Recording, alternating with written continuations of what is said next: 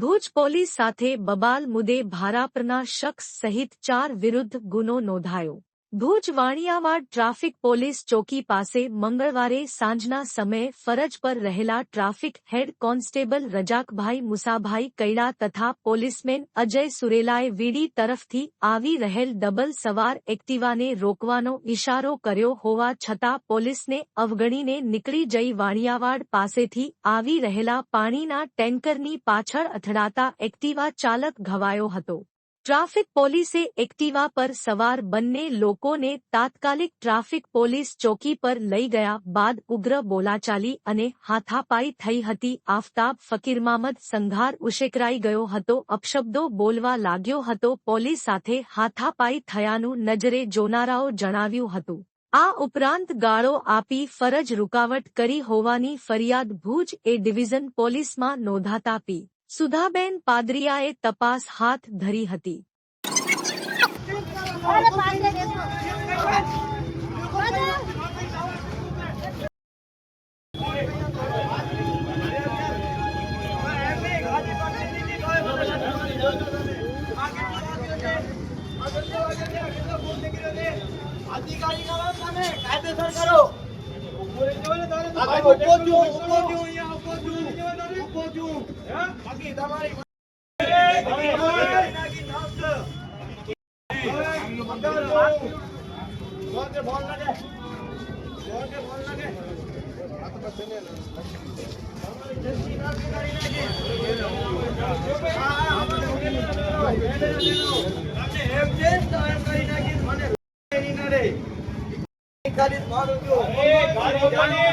મારી જાનતા અટકાને તમારી ભાઈ લાકડી મારવાનો આશીર્વાદ નથી।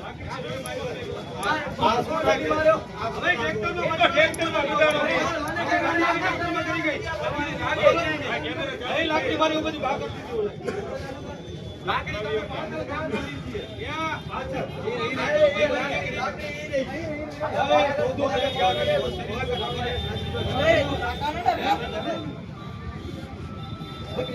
લાકડી લે મેડમ और आइडिया था लाकड़ी डाल हेलो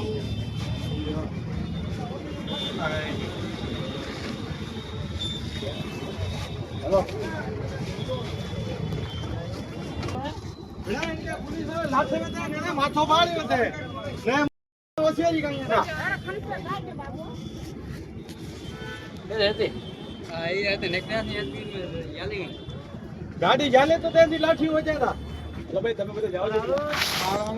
ગઈકાલે સાંજે એટલે બપોર પછીની તેઓ એસી રજાકભાઈ પોતાની ફરજ બજાવી રહ્યા હતા।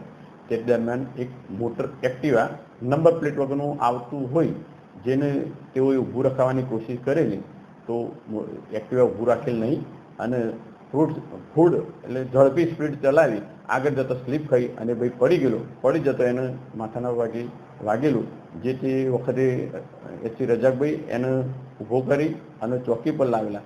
તે દરમિયાન એના સગા સંબંધી આવી અને રજાકભાઈને કહે તમે એમ કે જવા દો એક્ટિવા, એ બાબતની તે રજૂઆત થયેલી। સાચી વાત છે, એના સંબંધી માણસો રજાકભાઈ ઉપર હાવી થવા માગતા હતા કે ભાઈ તમે ખોટું પેલું કરો છો એમ, પણ પોલીસનો ફરજના ભાગરૂપે કામ કરતા હતા। તે કામમાં અડચણરૂપ થઈ અને પોતાનું એક્ટિવા સંબંધીનું ના ડિટેન થાય એ અનુસંધાને બીજા માણસો ભેગા થઈ ગયેલા।